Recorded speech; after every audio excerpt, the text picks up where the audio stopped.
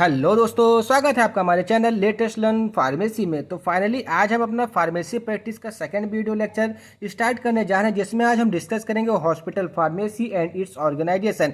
इसमें जितने भी टॉपिक्स हैं आपके लाइक एज डेफिनेशंस है, हॉस्पिटल फार्मेसी की डेफिनेशन, हॉस्पिटल फार्मेसी के फंक्शन, ठीक है ना। उसके साथ साथ organisation structure, location, layout, everything, जितने भी हमारे staff requirement, responsibilities and function of hospital pharmacist के जितने भी उनके फंक्शंस है, जितनी भी रिस्पॉन्सिबिलिटीज है, एवरीथिंग आज यहाँ पर हम कवर अप करेंगे। तो चलिए स्टार्ट करते हैं आज का वीडियो। तो आज का जो वीडियो है ये आप अगर हॉस्पिटल ट्रेनिंग किए होंगे तो आपके लिए बहुत ही बेहतरीन होने वाला है, क्योंकि इजी सब्जेक्ट है और आसानी से समझ में आ जाने वाला सब्जेक्ट है। बेसिकली सबसे पहले हमको ये समझना कि हॉस्पिटल फार्मेसी का मतलब क्या है। देखिए, अगर आप इसको एक वर्ड में देखेंगे हॉस्पिटल फार्मेसी तो आपको ये समझ में नहीं आएगा, लेकिन इसको आप तोड़िए, हॉस्पिटल में तोड़िए और फार्मेसी में तोड़िए तो आपको ये समझ में होगा कि जो हॉस्पिटल में फार्मेसी होती है, फार्मेसी का मतलब क्या होता है कि जहाँ पर हमको दवाइयाँ मिलती है, ठीक। तो जहाँ हॉस्पिटल में जिस एरिया में हमको दवाइयाँ मिलती है that's under known as hospital pharmacy. मतलब हॉस्पिटल में उपस्थित या located pharmacy that's called hospital pharmacy, और उसी के बारे में हमको यहाँ पे बात करना है। तो आइए स्टार्ट करते हैं इसकी डेफिनेशन से। तो सबसे पहले द यूनिट ऑफ हॉस्पिटल, मतलब कहने का क्या है कि ये एक इकाई है किसकी, हॉस्पिटल की। मतलब अगर आप कोई एक अस्पताल खोल रहे हैं, कोई हॉस्पिटल है, तो इसमें एक यूनिट है। यूनिट का मतलब एक इकाई। जैसे एग्जांपल के तौर पे जैसे आपके घर में एक कमरा होता है, एक रसोई होती है, वो बहुत इंपॉर्टेंट होती है। रसोई खाना बनाने के लिए, एक कमरा सोने के लिए होता है, ठीक है ना। उसी प्रकार से हॉस्पिटल में इलाज करने के लिए ओपीडी होता है, ऑपरेशन करने के सर्जन रूम होता है। लेकिन जब ड्रग की डिस्पेंसिंग की बात आती है तो उसके लिए फार्मेसी भी उतनी ही ज़्यादा इंपॉर्टेंट है। इसलिए हम बोलते हैं कि ये हमारी हॉस्पिटल की एक यूनिट है जो कि क्या करती है, अंडरटेक अपनी एक्टिविटी को फॉलो करती है। कौन कौन सी एक्टिविटी, जैसे प्रोक्योरमेंट हो गया, ठीक है ना, प्रोक्योरमेंट हो गया। उसके साथ साथ में टेस्टिंग हो गया, टेस्टिंग तो आप समझ ही रहेंगे। स्टोरेज हो गया, जैसे दवाओं का स्टोरेज होता है। कंपाउंडिंग हो गया, कंपाउंडिंग का मतलब कि आपको कितने डोज की ज़रूरत है। साथ ही साथ में पैकेजिंग एंड डिस्ट्रीब्यूशन भी ये मतलब जो फार्मेसी होता है, हॉस्पिटल फार्मेसी है, उसको परफॉर्म करता है as per requirement of the patients in the hospital. मतलब जो आपके हॉस्पिटल में पेशेंट भर्ती हैं या एडमिट हैं या आ रहे हैं अपनी ओपीडी में दवा लेने के लिए, उन सब की रिक्वायरमेंट के आधार पे वो ये सारे काम करता है, ठीक है ना। उसके बाद hospital pharmacy is controlled by professionally competent and qualified pharmacy. देखिए, अब यहाँ पर एक बात आती है कि जो हॉस्पिटल फार्मासिस्ट होती है, जो हॉस्पिटल फार्मेसी होती है, उसको एक मतलब कहने का क्या है कि जिसके अंदर एकदम स्किल से भरा होगा, उसके पास एक्सपीरियंस होगा, उसकी क्वालिफिकेशंस अच्छी होगी, वो उसको कंट्रोल करने के लिए रिस्पॉन्सिबल होता है, ठीक। तो अभी तक आपको ये समझ में आ गया होगा कि हॉस्पिटल फार्मेसी क्या है। एक बार फिर से हम रिवाइज करने की अगर बात करें तो सिंपली सी किसी भी हॉस्पिटल में जहाँ से हमको ड्रग मिलती है उसको हम बोलते हैं फार्मेसी या केमिस्ट बोलते हैं, ठीक है ना। अब उसका काम क्या क्या होता है, टेस्टिंग करना, ड्रग का स्टोरेज करना, कंपाउंडिंग करना, पैकेजिंग करना, डिस्ट्रीब्यूशन करना ड्रग का। ये सारे काम किसके होते हैं, हॉस्पिटल फार्मेसी के। तो हम सिंपल सा बोल सकते हैं कि एक महत्वपूर्ण अंग है हमारे हॉस्पिटल का। अगर किसी हॉस्पिटल में फार्मेसी नहीं है तो इसका मतलब क्या है कि उसका एक अंग नहीं है। जैसे हमारी बॉडी है, हमारी बॉडी में 2 हाथ 2 पैर होते हैं, तो मान लीजिए कि आपका एक हाथ ही नहीं है, तो इसका मतलब क्या जाएगा कि हॉस्पिटल में फार्मेसी नहीं है। इतना आप समझ सकते हैं कि इतना इंपॉर्टेंट यूनिट होता है किसी भी हॉस्पिटल का।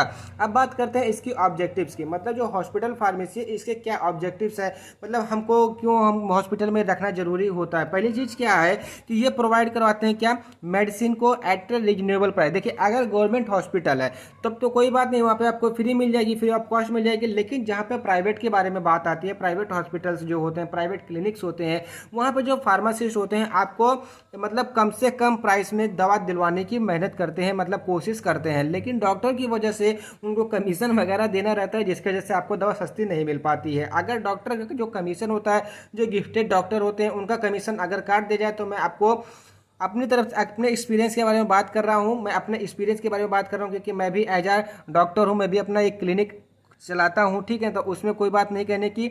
तो आपको अगर 250 की कोई ड्रग है तो आपको आराम से 150 में पड़ जाएगी, ठीक है ना। अगर पेटेंट के बारे में बात करें तो उसमें केवल 10 से 50 छूट सकता है, उससे ज़्यादा नहीं छूट सकता है। लेकिन जेनरिक के बारे में, जेनरिक इंजेक्शन भी लगा करके यहाँ पे 350-400 रुपये ले लिए जाते हैं, जो कि केवल 20-25 का इंजेक्शन आता है। देखिए, ये अलग की चीज़ है, इसके विषय में हमारा डिस्कस करने का मेन मोटिव नहीं है। मेन मोटिव हमारा हॉस्पिटल फार्मेसी का। अगर आप फार्मासिस्ट हैं, अगर आप हॉस्पिटल की फार्मेसी को संचालन कर रहे हैं, तो आपके अंदर क्या क्या क्वालिटी होनी चाहिए, चाहिए और क्या क्या उसके ऑब्जेक्टिव्स होने चाहिए। दूसरी चीज़ क्या है, to ensure the availability of the right medication at the right time in the right dose at the minimum cost. मतलब कहने का क्या है कि जैसे आप मान लीजिए कि पेशेंट है या आपके साथ में कोई पेशेंट आया, मतलब आपसे कोई पेशेंट लेने के लिए दवा आया, तो आपके पास उतनी नॉलेज होनी चाहिए कि उसको आप राइट मेडिकेशन प्रिस्क्राइब कर सकें।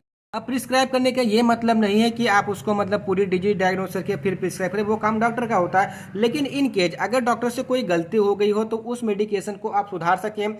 दूसरी बात क्या है कि जो डॉक्टर ने मेडिकेशन लिखी है पेशेंट को, उसको राइट टाइम पे, मतलब कब आपको सुबह खाना है, टीडीएस में खाना है, बीडीएस में खाना है, ठीक है, या ओडी में लेना है, या खाना खाने के बाद लेना है, आफ्टर फूड लेना है, ये सारी चीज़ें आपको उसको बतानी होगी। फॉर एग्जाम्पल के तौर पर जैसे रेबिप्राजोल होती है, ओमिप्राजोल होती है, पेंटाप्राजोल होता है, इसमेप्राजोल होती है, उसको हम क्या लेते हैं, एम्प्टी स्टोमच ही लेते हैं, मतलब खाली पेट लेते हैं। तो एज अ फार्मासिस्ट आपको पेशेंट को ये बताना पड़ेगा कि अगर आप इस दवा को, गैस की गोली को खाएंगे तो क्या होगा, आपको उसको खाली पेट ही लेना है, कुछ खाना खाने के बाद आप उसको इंटेक नहीं कर सकते हैं। इन राइट डोज, अगर चिल्ड्रन है तो उसको राइट, मतलब चिल्ड्रन, एडल्ट या एल्डर कोई भी हो, उसको राइट डोज देना एट अ मिनिमम कॉस्ट, मतलब कम से कम कॉस्ट में।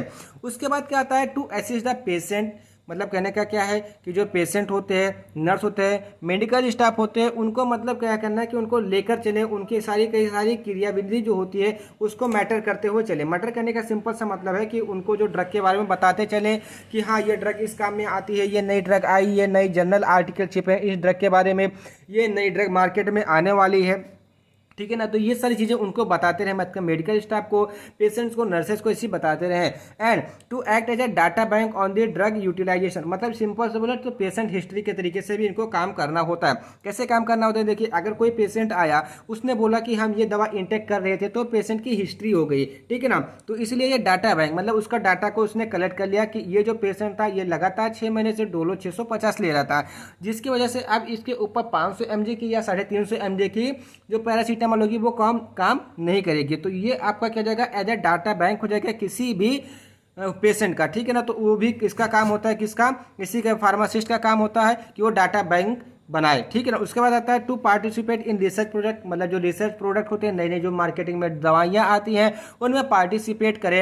And to practise the profession of pharmacy in an effective way, मतलब कहने का क्या है कि वो इफेक्टिव वे में, मतलब कि जिससे कि वो आगे चल के एक स्किल्ड और कॉम्पिटेंट फार्मासिस्ट बन सके, उस प्रकार से उसको प्रैक्टिस करनी चाहिए। And to coordinate and cooperate with other department of the hospital. देखिए जैसे इमरजेंसी वार्ड की बात हम कर लें, तो अगर इमरजेंसी वार्ड में केवल डॉक्टर है और वार्ड बॉय रहा तो क्या सब कुछ वहाँ पे हैंडल किया जा सकता है। आप अपने दिमाग में सोचिए कि अभी इमरजेंसी ड्रग तो डॉक्टर निकाल कर देगा नहीं, वो कौन देगा, फार्मासिस्ट ही देगा। अगर कोई इमरजेंसी केस आ गया तो उसको वार्ड बॉय भी छूने से डरेंगे, उसको कौन संभालेगा, फार्मासिस्ट संभालेगा, क्योंकि डॉक्टर पास में नहीं आएगा। डॉक्टर क्या करने का, डायग्नोज कर देगा, लिख देगा कि भाई इनको ये दिक्कत है, बस काम खत्म। बाकी का काम क्या होता है, फार्मासिस्ट का होता है। तो वही बात है कि जो अदर डिपार्टमेंट में है, हॉस्पिटल के अदर डिपार्टमेंट में है, उसके साथ में कोऑर्डिनेट और कोऑपरेट करके चले। अगर हम दूसरा एग्जांपल ले ले, जैसे इंजेक्शन का एक्स होता है, मतलब इंजेक्शन रूम आपने देखा होगा, फिलहाल वहाँ पे इंजेक्शन रूम में फार्मासिस्ट का काम नहीं होता, लेकिन फार्मासिस्ट काम वो भी करता है, ठीक है ना। क्यों करता है,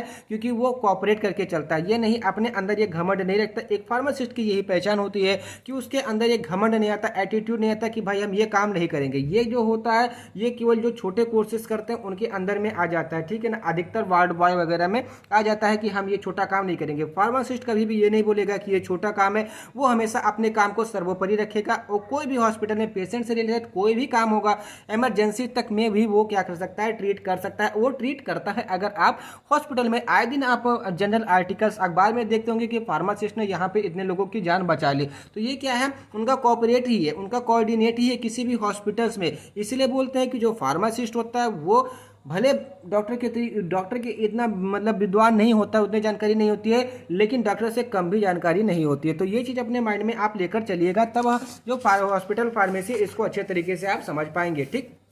उसके बाद अब हॉस्पिटल फार्मेसी के क्या क्या फंक्शन है। देखिए कुछ फंक्शन मैंने इसको इस तरीके से नोट डाउन किए हुए हैं और कुछ फंक्शन में आपको लाइन वाइज बताऊंगा, ठीक है। इससे मतलब आपको समझ में आ जाएगा। जितने भी यहाँ पे टॉपिक्स लिखे हुए हैं इसको आप ऑलरेडी 1-2 लाइन करके लिख सकते हैं। देखिए पहला क्या है, डिस्पेंसिंग करना। डिस्पेंसिंग का आप सिंपल समझ करता है कि to dispense the drug to the patient at the IPD also in OPD, ठीक है ना। मेंटेन ऑफ द रिकॉर्ड, मतलब जो भी रिकॉर्ड है, मतलब वो कब आया, कब गया, उसकी डेथ हुई कि नहीं हुई, बच गया कैसे, एक्सीडेंटल वगैरह कुछ भी हुआ उसका रिकॉर्ड रखना, पेशेंट काउंसलिंग करना कि पेशेंट की काउंसलिंग करना, टीचिंग एंड रिसर्च भी, जैसे आप अप्रेंटिस प्रैक्टिस के लिए जाते हैं, ठीक है ना, तो वहाँ पर भी क्या करता है वो आपको सिखाता है, तो क्या करता है वो टीच करता है आपको। एंड रिसर्च में भी वो जाता है। एंड ड्रग इंफॉर्मेशन सर्विस, मतलब जो ड्रग की इंफॉर्मेशन है वो सर्विस आपको देगा। जैसे कि एग्जांपल के तौर पे मैंने पेंटाप्रोजोल का एग्जांपल लेकर अभी जस्ट बताया था। ड्रग मॉनिटरिंग सर्विस, मतलब कहने का कि ड्रग की मॉनिटर करते हुए भी उसकी सर्विस को वो कंट्रोल आउट करेगा। एंड स्टोर कीपिंग, मतलब जो ड्रग की स्टोरेज होती है वहाँ पर उसको क्या करेगा, नीट एंड क्लीन रखेगा। साथ ही साथ में वो ड्रग की मैन्युफैक्चरिंग भी करेगा, ठीक है। तो ये इतने फंक्शंस है हॉस्पिटल फार्मेसी के या हॉस्पिटल फार्मासिस्ट के। नेक्स्ट फंक्शन क्या है, provide specification for the purchase of the drugs, chemical, biological etc। देखिए यहाँ पे कोई एडवर्टाइजमेंट के बारे में बात नहीं करी जा रही, यहाँ पे स्पेसिफिकेशंस के बारे में बात की जा रही है कि आपको किस ब्रांड की दवा लेनी है। फॉर एग्जांपल अगर आप कोई भी जेनेरिक ड्रग लेते हैं, ठीक है ना, तो जेनेरिक ड्रग का जो एक्शन होता है वो उतना अच्छा नहीं होता एज कम्पेयर टू पेटेंट। तो अगर इन सीवियर कंडीशन, मतलब बहुत ज़्यादा सीवियर कंडीशन हो गई, तो आपको स्पेसिफिकेशन बतानी है कि अगर आप ये दवा इंटेक करेंगे पेशेंट्स को, कि आप इस ब्रांड की दवा इंटेक करेंगे या लेंगे तो आपको अच्छे से आराम मिल जाएगा। उसके बाद इसी में एक चीज़ और छिपा हुआ है, जैसे अगर आपको शुगर की दिक्कत है, बीपी की दिक्कत है, तो अगर आप अपना पेटेंट की जगह पे जेनेरिक दवा भी यूज की जा सकती है, ठीक है। इसके लिए उसको स्पेसिफिकेशन बताना है फार्मासिस्ट को। And proper storing of the drug, मतलब जो भी ड्रग है उसका प्रॉपर स्टोर करके रखना है। मैन्युफैक्चरिंग या डिस्ट्रीब्यूशन ऑफ द मेडिकामेंट जैसे ट्रांसफ्यूजन फ्लूइड हो गया, पेरेंटल प्रोडक्ट हो गया, टैबलेट, कैप्सूल, ऑइंटमेंट, ये सारी जो चीज़ें होती है हमारे हॉस्पिटल में जो ड्रग में रिक्वायरमेंट होती है उसको बराबर मैन्युफैक्चर करना है। और मैन्युफैक्चर करने के साथ साथ उसको पेशेंट को डिस्ट्रीब्यूट भी करना है। ये काम क्या होता है फार्मासिस्ट का या हॉस्पिटल फार्मेसी का होता है। नेक्स्ट क्या आता है, dispensing and sterilising parental preparation. देखिए कहने का मतलब क्या है कि हॉस्पिटल में यूज होने वाले जितने भी पेरेंटल प्रिपरेशन, देखिए पेरेंटल का मतलब क्या होता है, जो कि सिंपल सा, जो कि हम ओरली रूट से ना दें बाकी सारे रूट से दें, चाहे वो इंट्रावेजाइनल हो, चाहे वो सबलिंगुअल हो, चाहे वो हमारा आईवी एडमिनिस्ट्रेशन, चाहे आईएम एडमिनिस्ट्रेशन हो, ठीक है ना। पेरेंटल प्रिपरेशन हो उनको हमको बराबर स्टेरलाइज करना है और साथ ही साथ उसको डिस्पेंस भी करना है पेशेंट को, और उसके स्पेसिफिकेशंस के बारे में भी बताना है। नेक्स्ट क्या आता है कि जो आपका स्टोर होता है, मतलब कहने का क्या है कि जो आपका हॉस्पिटल फार्मेसी का स्टोर होता है जहां पर आप ड्रग को स्टोर करके रखते हैं उसका प्रॉपर कंडीशन होना चाहिए। इसका मतलब क्या है कि वेंटिलेशन सिस्टम, ठीक है ना, उसके बाद एब्जॉर्बर लगा होना चाहिए, वहाँ पे किसी भी प्रकार का कोई भी कॉन्टामिनेशन नहीं होना चाहिए, वहाँ पे बाकायदा पूरी साफ सफाई होनी चाहिए और रिकॉर्ड एकदम वेल मेंटेन होना चाहिए। ये क्या है, इनके फंक्शन है किसके, हॉस्पिटल फार्मेसी के। उसका डिस्कार्डिंग द एक्सपायर्ड ड्रग, मतलब जितने भी ड्रग आपकी एक्सपायर हो चुकी होंगी उसको ओएस कर दें, मतलब कहने का डिस्कार्ड कर दें, मतलब वहाँ पे उसको हटा दें, उसको बाहर कर दें, उसको फिर क्या करें, फिर से जो इंडस्ट्री है उसको रिटर्न कर दें, या जो भी मतलब फार्मास्यूटिकल कंपनी है उसको वो रिटर्न कर दें, ठीक है ना। वो आपका हो जाएगा सिंपल सा खारिजनामा जिसको बोलते हैं। उसके बाद नेक्स्ट टॉपिक आता है organisation structure of the hospital pharmacy. कहने का मतलब क्या है कि अभी तक हमने हॉस्पिटल का देखा था ऑर्गेनाइजेशन स्ट्रक्चर, अब हॉस्पिटल फार्मेसी का हमको यहाँ पे ऑर्गेनाइजेशन स्ट्रक्चर देखना। जैसे हमने वहाँ पे बात की थी पहले एडमिनिस्ट्रेटिव ऑफिसर होता है, उसके बाद चीफ एग्जीक्यूटिव ऑफिसर होता है, ठीक है ना। उसी प्रकार से आपका हॉस्पिटल फार्मेसी, मतलब जो हॉस्पिटल में फार्मेसी है उसका क्या क्या मतलब कैसे ऑर्गेनाइजेशन होता है, मतलब कौन कौन से सदस्य उसमें होते हैं। उसमें पहला होता है डीन ऑफ द हॉस्पिटल, मतलब जो हॉस्पिटल का डीन होता है जिसको हम सिंपल सा डायरेक्टर भी बोल सकते हैं, ठीक, जो कि क्या होता है मेडिकल सुपरिटेंडेंट होता है। इसके बाद में आएंगे आपके क्या हेड ऑफ फार्मास्यूटिकल सर्विसेज, मतलब कहना क्या है कि जो फार्मास्यूटिकल सर्विसेज के जो हेड होंगे, जो एम फार्म इन फार्मास्यूटिक्स या फार्माकोलॉजी में, वो उनकी क्वालिफिकेशन क्या होगी, एम फार्म होंगे, वो किसमें, फार्मास्यूटिक्स एंड फार्माकोलॉजी में वो आएंगे। उनके नीचे कौन होंगे, incharge of the hospital pharmacy, मतलब हॉस्पिटल फार्मेसी के इंचार्ज। इंचार्ज किसको बोला जाता है, देखिए जो कि पूरा वेल मेंटेन रखे, अपना हिसाब किताब सब कुछ बराबर रखे, ठीक है ना। कुछ भी लेना हो तो आप बराबर उसको लिख के रखें कि इतना मेडिसिन यहाँ पे गया, इतना मेडिसिन यहाँ पे गया, तो उनको क्या बोलेंगे हम, incharge of the hospital pharmacy. उनकी जो क्वालिफिकेशन होनी चाहिए वो भी एम फार्म होनी चाहिए। उसके बाद डिस्पेंसिंग यूनिट, देखिए कहाँ से शुरुआत होता है, डीन ऑफ दी हॉस्पिटल। उसके बाद कौन आता है, हेड ऑफ फार्मास्यूटिकल सर्विसेज के जो मैनेजर होंगे वो आएंगे। उसके बाद इंचार्ज आएंगे हॉस्पिटल फार्मेसी के। उसके बाद डिस्पेंसरी में जो भी हमारे फार्मासिस्ट होंगे उनका काम आता है। अब देखिए डिस्पेंसरी में ऐसे मतलब ऐसे फार्मासिस्ट जो कि स्टेराइल प्रोडक्ट को क्या करेंगे, डिस्पेंस करेंगे। उनकी जो मिनिमम क्वालिफिकेशन रखी गई है मास्टर इन फार्मेसी, मतलब एम फार्म रखी गई है। नॉन स्टेराइल जो प्रोडक्ट होते हैं उनके बी फार्म वाले भी दे सकते हैं। और टेस्टिंग के लिए मतलब R&D डिपार्टमेंट, जैसे रिसर्च एंड डेवलपमेंट जो डिपार्टमेंट डिपार्टमेंट होता है उसके लिए एम.फॉर्म की क्वालिफिकेशन होनी चाहिए साथ साथ में। उसके बाद स्टोरेज यूनिट के लिए चाहे आप बी.फॉर्म हो या डी.फॉर्म हो या एम.फॉर्म हो, आप अप्लीकेबल है। तो ये था कि organisation structure of the hospital pharmacy. ठीक, अब कुछ इसके पॉइंट्स हैं, मतलब जो हमारे हॉस्पिटल फार्मेसी के ऑर्गेनाइजेशन में कुछ पॉइंट्स कंसीडर किए गए हैं वो कौन कौन से हैं कि बेसिकली जो हॉस्पिटल फार्मेसी में कुछ वेरियस यूनिट्स होते हैं, जैसे एडमिनिस्ट्रेटिव यूनिट होता है। देखिए ये सबका अलग अलग काम होता है। देखिए एडमिनिस्ट्रेटिव का सिंपल सा मतलब समझ लीजिए कि जो सबसे ऊपर का होता है, जैसे आपका घर है, आपके परिवार में तो आपके फादर हैं, अगर आपके फादर के फादर होंगे तो वो एडमिनिस्ट्रेटिव होंगे। मतलब कहने का क्या है कि आपके जो फैमिली होगी उसके में सबसे बड़े होंगे, वही सब कुछ करता धरता होंगे, ठीक है ना। तो एडमिनिस्ट्रेटिव यूनिट वो हो जाएंगे। उसी प्रकार से हॉस्पिटल में भी हमारे कहते हैं एडमिनिस्ट्रेटिव, जिसमें चीफ वगैरह आते हैं, चीफ फार्मासिस्ट वगैरह आते हैं। उसके बाद डिस्पेंसिंग यूनिट, मतलब जो डिस्पेंस करता है। डिस्पेंस करने का मतलब जो काउंटर पे खड़े होकर पर्चा देख करके जो दवा देता है, that's known as dispensing unit. उसके बाद मैन्युफैक्चरिंग यूनिट, जो कि क्या होता है कि जो ड्रग को मैन्युफैक्चर कर। देखिए एक हॉस्पिटल फार्मेसी में मैन्युफैक्चरिंग यूनिट भी होना बहुत जरूरी है। अगर आपने कभी भी मेडिकल कॉलेज में देखा होगा या आपने किसी भी डिस्ट्रिक्ट हॉस्पिटल में मतलब मेनली जो देखा होगा तो वहाँ पर एक मैन्युफैक्चरिंग एरिया भी होता है, ठीक है। वहाँ पे हम बाकायदा जो भी हमारी टैबलेट की प्रिपरेशन होती है, हमारे जो स्टेराइल वाटर की प्रिपरेशन होती है ऑस्मोसिस प्रोसेस के द्वारा, मैंने खुद देखा हुआ है हॉस्पिटल में वो होती रहती है वहाँ पे, ठीक है ना। उसके बाद स्टोरेज यूनिट, मतलब जो आपकी ड्रग होगी उसको किस कंडीशन में स्टोर करके रखना है, कहाँ पे रखना है, कितनी देर तक रखना है, क्या टेम्परेचर पे रखना है, उसकी एक इकाई होगी, उसका एक डिपार्टमेंट अलग होगा, ठीक। तो ये 4 डिपार्टमेंट हो गए किसके, आपके हॉस्पिटल फार्मेसी के। उसके बाद there are no standard rule regarding the number of pharmacist required in the hospital. देखिए ये कोई मतलब कहने का सिंपल सा मतलब है कि एक हॉस्पिटल में कितने फार्मासिस्ट की जरूरत है, इसका कोई स्टैंडर्ड वैल्यू नहीं है, ना ही कोई इसका रूल है। Depend on the bed and load, मतलब कितने पेशेंट वहां पे आ रहे हैं और साथ साथ में आपका कितने बेड का हॉस्पिटल से, इसके ऊपर आप निर्धारण कर सकते हैं कि आपको कितने फार्मासिस्ट की जरूरत होगी, ठीक है ना। फॉर एग्जाम्पल के तौर पर अभी आपके पास 1000 बेड है, ठीक है ना। तो अब आपके पास 1000 बेड के ऊपर कितने फार्मासिस्ट की आवश्यकता पड़ेगी। देखिए हम हर बेड के लिए एक फार्मासिस्ट नहीं दे सकते, बट हर एक डिपार्टमेंट के लिए हमारे पास 2 फार्मासिस्ट होने चाहिए। वैसे 3 होने चाहिए था कि 3 का जो रूल लगता है कि वो मतलब जैसे टाइमिंग के बाद, जैसे 8 से 2, 2 से फिर 10, 10 से फिर सुबह मतलब 8 बजे तक, तो हमारे लिए एक वार्ड में 3 होता है। लेकिन अगर प्राइवेट के बारे में बात करें तो केवल 2 होते हैं, सुबह 8 बजे से लेकर के रात को 10 बजे तक, उसके बाद 10 बजे से लेकर सुबह 8 बजे तक, ठीक है ना। तो वो अलग की चीज़ हो गई। तो 1000 मतलब बेड के हॉस्पिटल में कम से कम आपको वहाँ पे 50 to 60 फार्मासिस्ट की जरूरत पड़ेगी। उसके बाद जो स्टाफ होंगे, मतलब कहने का कहता है staff of hospital pharmacy comes under 3 category. मतलब कहने का क्या है कि जो हॉस्पिटल फार्मेसी के स्टाफ होंगे वो 3 कैटेगरी में होंगे। पहला क्या होगा कि जो डायरेक्ट सर्विस देगी पेशेंट को। डायरेक्ट सर्विस देने का मतलब क्या होता है, देखिए सिंपल सा, जैसे आप इमरजेंसी वगैरह में जाते हैं, वार्ड वगैरह में जाते हैं, तो जो वहाँ पे फार्मासिस्ट बैठा रहता है वो डायरेक्ट पेशेंट को सर्विस देता है, मतलब उसको तुरंत ट्रीटमेंट देता है। फॉर एग्जांपल के तौर पे इंजेक्शन लगाने से लेकर के उसके जितने भी फाइल मेंटेन करता है वो क्या करता है, डायरेक्ट पेशेंट को सर्विस देता है।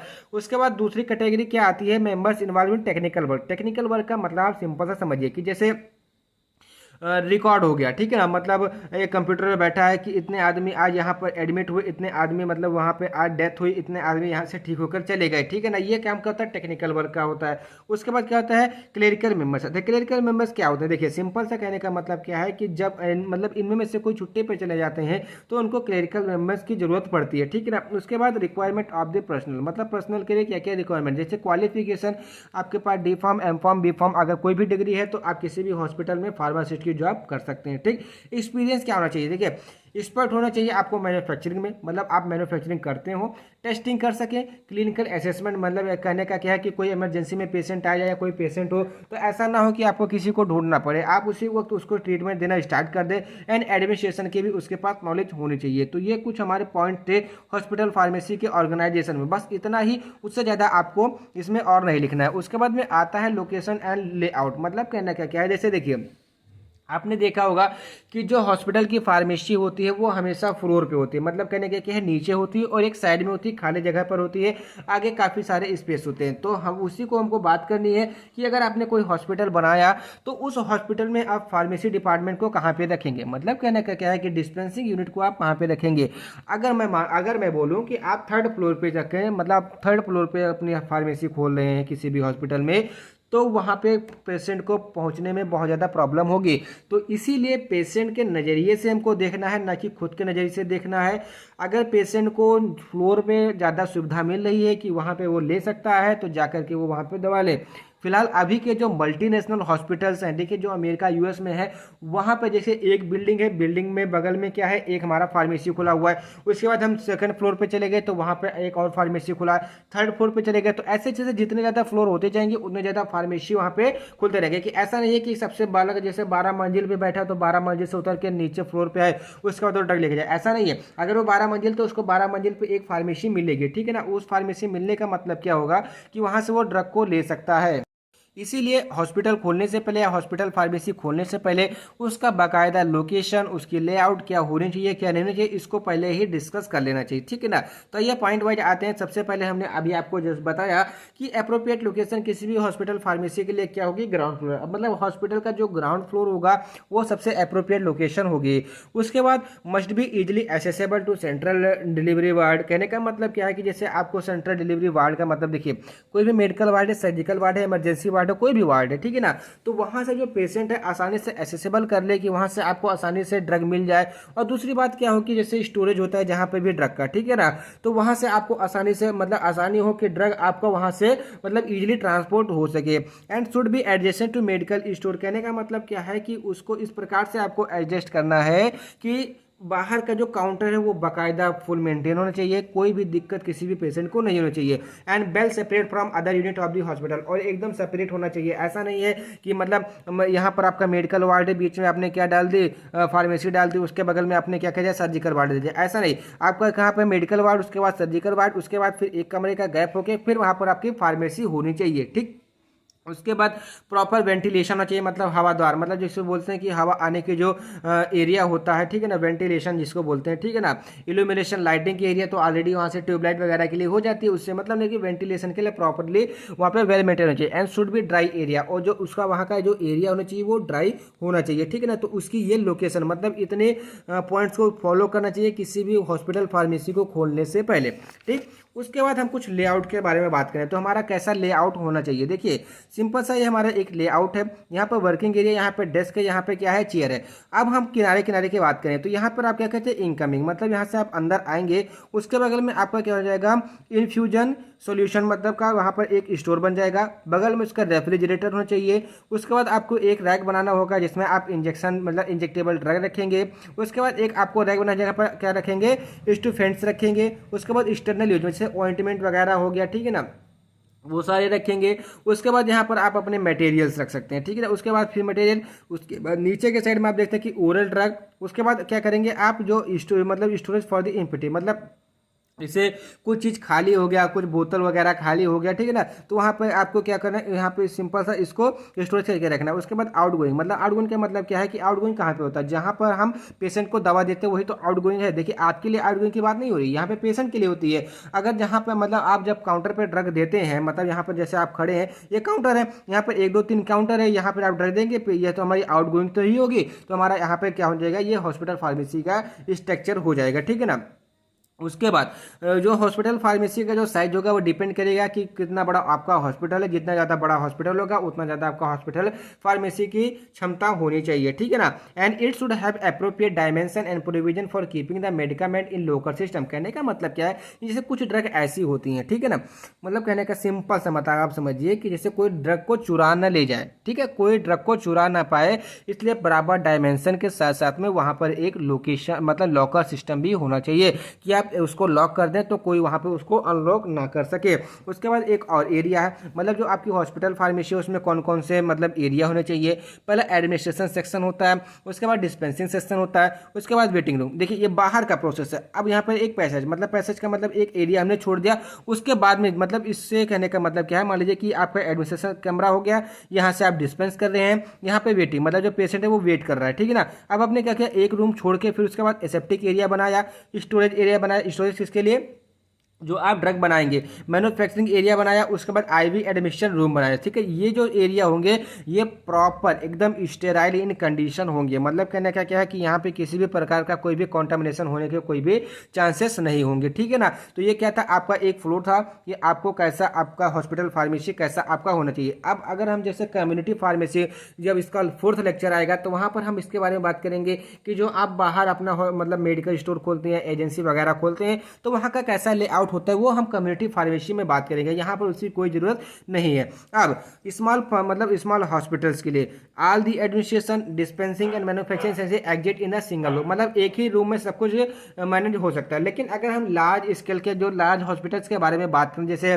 KGMC हो गया, SMS हो गया, ठीक है ना, शारदा हॉस्पिटल हो गया, ठीक है ना, इन सब में क्या होता है कि सबका सब डिफरेंट सेक्शंस अलग अलग होते हैं। पहला क्या होता है, एडमिनिस्ट्रेशन सेक्शन होता है, दूसरा मैन्युफैक्चरिंग एरिया होता है जिसमें आपका एसेप्टिक एरिया होगा, और IV मतलब इंट्रावेनस एडमिक्सचर रूम होगा, जहां पर आप क्या करेंगे, IV का जो भी इंजेक्शन वगैरह होता है वहां पे आप उसको क्या करेंगे, घोलेंगे, अच्छे से उसको प्रिपेयर करेंगे, ठीक।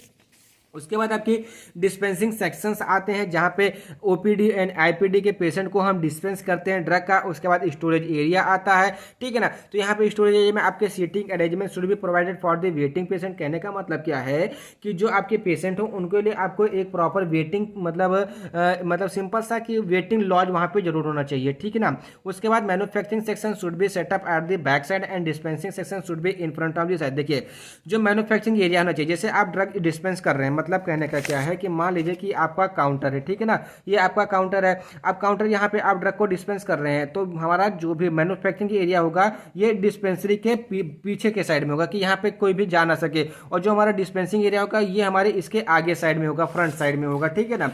अब फ्लोर स्पेस रिक्वायरमेंट, कहने का मतलब क्या है कि जो उसकी फ्लोर होती है उससे क्या क्या रिक्वायरमेंट होती है। मिनिमम 250 स्क्वायर फीट का एरिया चाहिए होगा किसी भी हॉस्पिटल फार्मेसी को संचालन करने के लिए, ये क्या है, रूल है। उसके बाद फैसिलिटी रिक्वायर्ड, कौन कौन सी फैसिलिटी चाहिए होगी, तो जनरल फैसिलिटी में जैसे जो आपकी फ्लोर और वॉल होगी, end of the all section should भी स्मूथ होना चाहिए, वॉशेबल होना चाहिए, ड्यूरेबल भी होना चाहिए। देखिए कैसे, कहने का मतलब क्या है, ऐसा है यहाँ पे किसी भी प्रकार का, जैसे ये अगर हम दीवार को ऐसे बनाते हैं तो यहाँ पे कुछ डस्ट पार्टिकल रह सकते हैं जिसकी वजह से कॉन्टेमिनेशन होता है, इसीलिए हम क्या बनाते हैं, दीवार को ऐसे बनाते हैं, मतलब जिससे कि अगर यहाँ पे आपको सफाई करनी हो तो आप आसानी से यहाँ पे सफाई कर सकें, ठीक है ना। तो ये हमारी क्या हो जाएगी, जनरल रिक्वायरमेंट होगी, जिससे वजह से वो स्मूथ होने चाहिए, वाश हो मतलब आसानी से कर सके, एंड ड्यूरेबल भी होना चाहिए। इसका मतलब ड्यूरेबल का मतलब क्या है कि वो लॉन्ग लास्टिंग से चलते रहना चाहिए। ऐसा नहीं कि आपने आज बनाया कल उस पर आपने हथौड़ा मार के तोड़ दिया, ठीक है ना, लॉन्ग लास्टिंग ड्यूरेबल होना चाहिए। उसके बाद provision for suitable furniture and appropriate also fire, कहने का मतलब क्या है कि वहाँ पे सुटेबल फर्नीचर होना चाहिए, अपार्टमेंट होना चाहिए, और फायर एक्सटिंग्विशर भी वहाँ पे होना चाहिए कि आग वाग लग जाने की उपस्थिति में आप उसका यूज करके आग के ऊपर काबू पा सकें। एंड टेलीफोन की फैसिलिटी और फाइल कैबिनेट भी आपके लिए वहाँ पे रिक्वायर्ड होगा आपकी हॉस्पिटल फार्मेसी के लिए। अब मैन्युफैक्चरिंग एरिया क्या क्या मैंने देखिए क्या क्या रिक्वायरमेंट होगी। पहला क्या हो जाएगा, adequate supply of the good quality water, कहने का मतलब क्या है कि जो अच्छे क्वालिटी के वाटर होंगे, जो स्टेराइल वाटर होंगे, वो क्या यहाँ से मतलब मैन्युफैक्चरिंग एरिया में बनाएंगे, उसको क्या करेंगे, सप्लाई करेंगे। प्रॉपर ड्रोनेज फैसिलिटी होगी वहाँ पे। It should be equipped with ointment mills, mixing machine, granulator, tablet compressor machine, ठीक है ना, ये सब वहाँ पे होने चाहिए, ठीक है ना। उसके बाद provision for the testing and manufacturing of the product, मतलब कहने क्या क्या है कि जो भी आप अपना प्रोडक्ट बनाएंगे उसकी टेस्टिंग के लिए आपके पास एक अलग से प्रोविजन होना चाहिए, मतलब कि आप उसको वहाँ पे टेस्ट कर सकें। उसके बाद डिस्पेंसिंग यूनिट में तो डिस्पेंसिंग विंडो होना चाहिए for the nurse and the patient, मतलब कि जहाँ से नर्स इंडिविजुअल आके ड्रग ले सके IPD पेशेंट के लिए, और पेशेंट आपका बाहर जो OPD वाला होगा वो ले सके। Shelves or drawers for the purpose of stocking drug, मतलब कहना क्या कि अच्छा खासा हॉल होना चाहिए जिससे कि आप ड्रग को स्टॉक कर सके। एंड रेफ्रिजरेटर वहाँ पर आपका इंस्टॉल होना चाहिए। तो ये कुछ बेसिक से रिक्वायरमेंट्स है जो कि हमको हॉस्पिटल फार्मेसी को ओपन करने के लिए चाहिए होगा किसी भी हॉस्पिटल में, ठीक है ना। तो ये बात हो गई यहाँ पे। उसके बाद आते हैं अब बात आती है कि जो आपका हॉस्पिटल फार्मेसी है, मतलब जो आपने फार्मेसी खोली हुई है, अपनी फार्मेसी खोली हुई है हॉस्पिटल के अंदर, उसमें किन किन स्टाफ की ज़रूरत पड़ेगी। अब ये डिपेंड करता है कि आपका जो हॉस्पिटल है वो कितना बड़ा है, उसकी कितनी स्ट्रेंथ है, पेशेंट कितने वहाँ पर आते हैं। अगर ज़्यादा पेशेंट आते हैं तो आपको ज़्यादा स्टाफ की रिक्वायरमेंट होगी, कम पेशेंट आते हैं तो आपको कम स्टाफ की रिक्वायरमेंट होगी, लेकिन स्टाफ की रिक्वायरमेंट होगी। अब हम बात करें दोनों कंडीशन में। स्मॉल हॉस्पिटल मतलब अगर हम छोटे हॉस्पिटल के बारे में बात करें तो जो पहला होगा वो एसोसिएट डायरेक्टर होगा, मतलब कहने का कि जो सबसे अपर लेवल का जो वर्कर होगा, वर्कर क्या बोल रहे हैं, उनको अधिकारी बोलते हैं, ठीक है ना। वो एसोसिएट डायरेक्टर होगा। उसके बाद आएंगे चीफ फार्मासिस्ट। चीफ फार्मासिस्ट से आप लोग अच्छे तरीके से परिचित होंगे जब आप हॉस्पिटल ट्रेनिंग के लिए गए होंगे, ठीक है ना। उसके बाद असिस्टेंट चीफ फार्मासिस्ट, जो कि उसका लेना देना जो का सब कुछ मतलब करते हैं। और इसके बाद के कौन आते हैं, एक आते हैं सेक्रेटरी। सेक्रेटरी के अंदर क्लर्क का काम करते हैं, जो काम जिनका काम क्या होता है कि सब कुछ मतलब मेंटेन करना, जितना आया कितना गया, मतलब इंडस्ट्री से कितना सामान आया, कितने रुपए का आया, ये सारी चीज़ें कौन काम करता है, सेक्रेटरी काम करता है, ठीक है ना। उसके बाद आउट पेशेंट डिस्पेंसिंग सुपरवाइजर, मतलब ओपीडी की जो ड्रग होती है उसको जो बांटता है उसका सुपरवाइजर। आईपीडी की जो ड्रग होती है उसको बांटने वाला सुपरवाइजर होना चाहिए। And manufacturing and control supervisor, मतलब आपकी जो ड्रग है जैसे स्टेरॉइड वाटर के बारे में बात करें तो उसको मैन्युफैक्चर करने वाला होना चाहिए और उसको कंट्रोल करने वाला सुपरवाइजर की जरूरत पड़ती है। उसके बाद फार्मेसी रेजिडेंट, मतलब सिंपल सा फार्मेसी रेजिडेंट का क्या मतलब हो कि आपको फार्मासिस्ट की ऐसी जरूरत होगी जो कि कंपाउंड कर सके, ड्रग को डिस्ट्रीब्यूट कर सके और आपके डॉक्टर्स के साथ में वो आपकी हेल्प कर सके, ठीक है ना। ये होता है स्मॉल हॉस्पिटल के बारे में। उसके बाद अगर हम यूनिवर्सिटिकल हॉस्पिटल्स के बारे में बात करते हैं, जैसे आपका केजीएमसी हो गया, ठीक है ना, उसके बाद एसएमएस वगैरह हो गया, एरा हो गया, आपका मान लीजिए लखनऊ वगैरह में जो है उसमें किन किन की आवश्यकता होती है। जैसे डायरेक्टर होंगे, डायरेक्टर के बाद एसोसिएट डायरेक्टर होंगे, उनके बाद कौन कौन आएंगे, देखिए एडमिनिस्ट्रेटिव सर्विसेज की requirement, unit dose dispensing and administration study में जो रिक्वायरमेंट होगी, एंड एजुकेशन एंड ट्रेनिंग के लिए जिनकी रिक्वायरमेंट होगी उनके बारे में हम बात करेंगे यहाँ पे, तो ठीक है। तो एडमिनिस्ट्रेटिव सर्विस के लिए किन किन की आवश्यकता होगी, पहला होंगे रिसर्च फार्मासिस्ट की वहाँ पे आवश्यकता होगी। तो आपके क्या वहाँ पे एक क्या होना चाहिए, फार्मास्यूटिकल रिसर्च डिवीजन के लिए एक रिसर्च फार्मासिस्ट होंगे, ठीक है ना। उसके बाद फार्मासिस्ट स्पेशलिस्ट होंगे जो कि रेडियो फार्मास्यूटिकल डिवीजन के लिए होंगे, ठीक है ना। उसके बाद आपके फार्मास्यूटिकल स्पेशलिस्ट होंगे जैसे जो डीआईसी वगैरह होते हैं। उसके बाद असिस्टेंट डायरेक्टर में क्या होंगे, मतलब जो एसए कर सके, मतलब क्वालिटी कंट्रोल एंड एसए करेंगे वो फार्मासिस्ट होने चाहिए, ठीक है ना। स्टेराइल प्रोडक्ट के लिए एक फार्मासिस्ट होना चाहिए, सेंट्रल सप्लाई के लिए एक फार्मासिस्ट डिपार्टमेंट होना चाहिए, ठीक। उसके बाद एजुकेशन एंड ट्रेनिंग के लिए, एजुकेशन एंड ट्रेनिंग में जैसे अप्रेंटिस प्रैक्टिस वगैरह होती है, डॉक्टर्स की होती है, फार्मासिस्ट की होती है, नर्सेस की वगैरह की होती है। तो इसमें दो प्रकार के, assistant director of in patient service, मतलब जो आपके जो पेशेंट एडमिट होते हैं उनके लिए assistant director, out patient service मतलब ओपीडी के पेशेंट होते हैं, एंड आईवी एडमिनिस्टर के लिए आपके वहाँ पे स्टाफ की रिक्वायरमेंट होती है। उसके बाद assistant director of the department service, मतलब जो डिपार्टमेंट के सर्विसेज होंगे, डिपार्टमेंट की सर्विसेज क्या क्या होती है, देखिए हॉस्पिटल को मेंटेन करना। हॉस्पिटल को मेंटेन करने का मतलब क्या है कि यहाँ पे प्रॉपर काम हो रहा है या नहीं हो रहा है उसके लिए चाहिए होगा। परचेज एंड इन्वेंट्री कंट्रोल के लिए आपको एक मतलब सिंपल सा फार्मासिस्ट की जरूरत पड़ेगी, मतलब एक यूनिट की जरूरत पड़ेगी। एंड मैन्युफैक्चरिंग एंड पैकेजिंग के लिए भी आपको एक, अब इसके अंदर कई सारे फार्मासिस्ट आ सकेंगे, ठीक है ना। वो अलग चीज़ें कितने आएंगे डिपेंड अपॉन दी हॉस्पिटल। मैंने आपको स्टाफ रिक्वायरमेंट ऑलरेडी बताया कि वो किसके ऊपर निर्भर करेगा कि कितना बड़ा आपका हॉस्पिटल है, कितना आपका चल रहा है, कितना आपका नहीं चल रहा है, ठीक है ना। तो ये थे स्टाफ रिक्वायरमेंट। उसके बाद आती है responsibilities and the function of hospital pharmacist, मतलब जो फार्मासिस्ट होते हैं हॉस्पिटल में उनकी क्या क्या रिस्पॉन्सिबिलिटीज होती है और साथ साथ में क्या फंक्शन होते हैं। देखिए अब इस चीज़ को समझने के लिए हमको दो चीज़ समझनी पड़ेगी, toward inpatient and toward outpatient. Toward inpatient का मतलब क्या होता है कि ऐसे पेशेंट जो कि सीरियस हैं, इमरजेंसी में आए थे, उसके बाद उनको एडमिट कर लिया गया, उनके लिए फार्मासिस्ट का लिए क्या क्या रिस्पॉन्सिबिलिटी एंड फंक्शन होगा। और ऐसे पेशेंट जो कि ओपीडी में आ रहे हैं उनके लिए फार्मासिस्ट की क्या क्या रिस्पॉन्सिबिलिटीज होंगी, क्या क्या उनके फंक्शन होंगे, ठीक है ना। तो इसको समझने के लिए आइए हम समझते हैं। पहले बात आती है टू वर्ड्स इन पेशेंट, मतलब ऐसे पेशेंट सिंपल समझो भर्ती हुए हैं अस्पताल के अंदर, ठीक है ना। तो पहला इन सेंट्रल डिस्पेंसिंग एरिया, मतलब सेंट्रल डिस्पेंसिंग एरिया में इनका क्या क्या काम होगा। पहला क्या आता है to dispense the correct dosage form with proper technique. कहने का मतलब क्या है कि जितने मतलब जिस डोसेज फॉर्म की उनको देते हैं। अगर चाइल्ड है तो उसको क्या देंगे आप, लिक्विड डोसेज फॉर्म देंगे। एडल्ट है तो उसको टैबलेट कैप्सूल देंगे। अगर एल्डर है, ठीक है ना, वो सॉलो नहीं कर पा रहा है तो उसको आप आईवी या आईएम एडमिनिस्ट्रेशन देंगे। तो आप क्या करेंगे, एक मतलब करेक्ट डोसेज फॉर्म चुन लेंगे कि उस पेशेंट को क्या उनसी डोसेज फॉर्म की जरूरत है विद द प्रॉपर टेक्निक। उसके बाद to prepare proper record of the patient medication and the drug. कहने का मतलब क्या है कि पेशेंट ने सुबह कौन सी दवा ली, दोपहर में कौन सी दवा ली, रात में कौन सी दवा उसको लेनी है, इन सब का प्रॉपर क्या उसके पास रिकॉर्ड होना चाहिए कि कौन कौन सी मेडिकेशन और ड्रग उसने ली, कौन कौन सा इंजेक्शन लगा या कौन कौन सा इंजेक्शन नहीं लगा।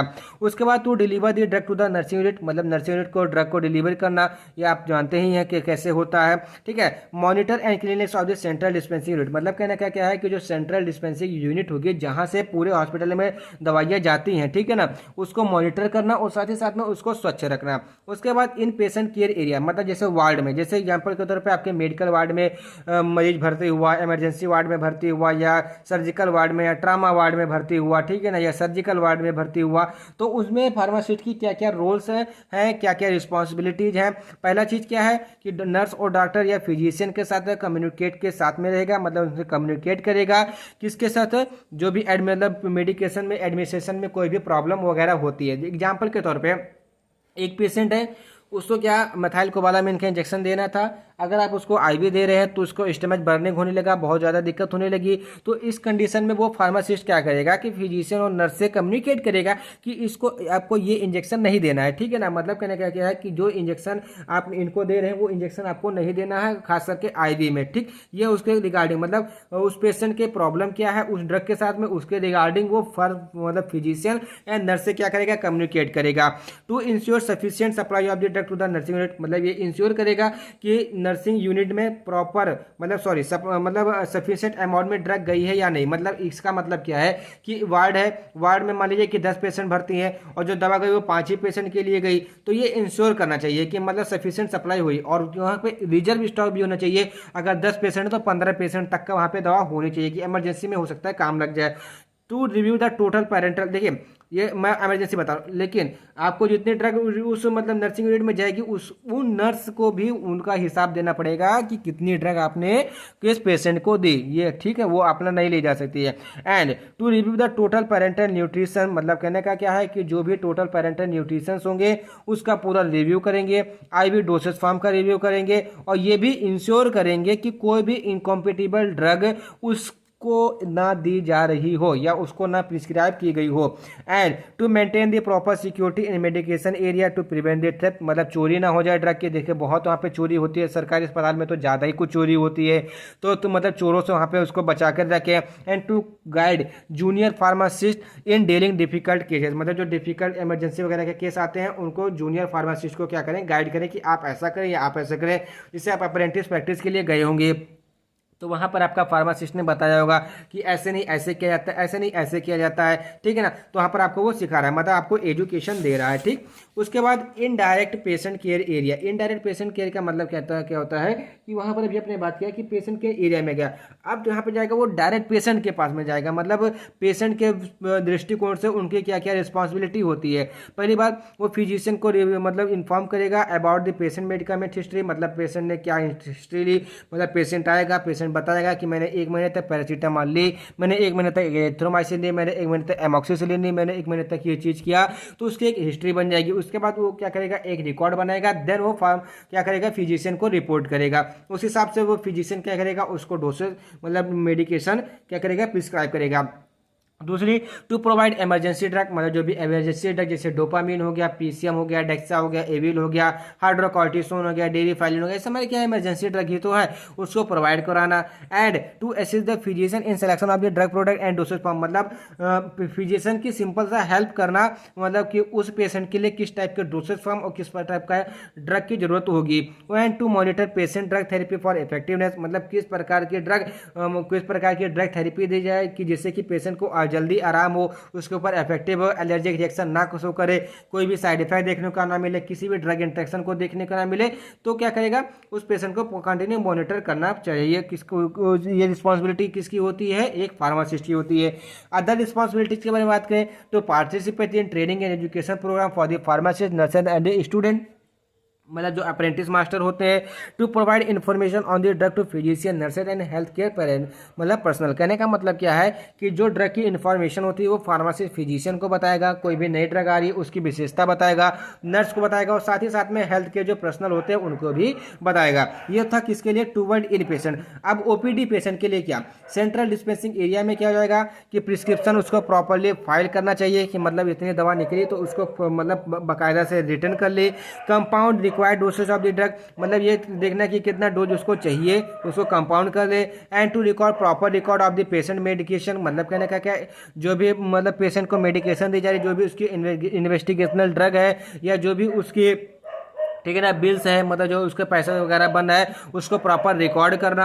उसके बाद इन पेशेंट केयर एरिया, जैसे वार्ड वगैरह में मतलब चला गया जैसे, उसके दृष्टिकोण से to record the patient medication theory, मतलब वो पेशेंट को किस प्रकार की मेडिकेशन थ्योरी चल रही थी।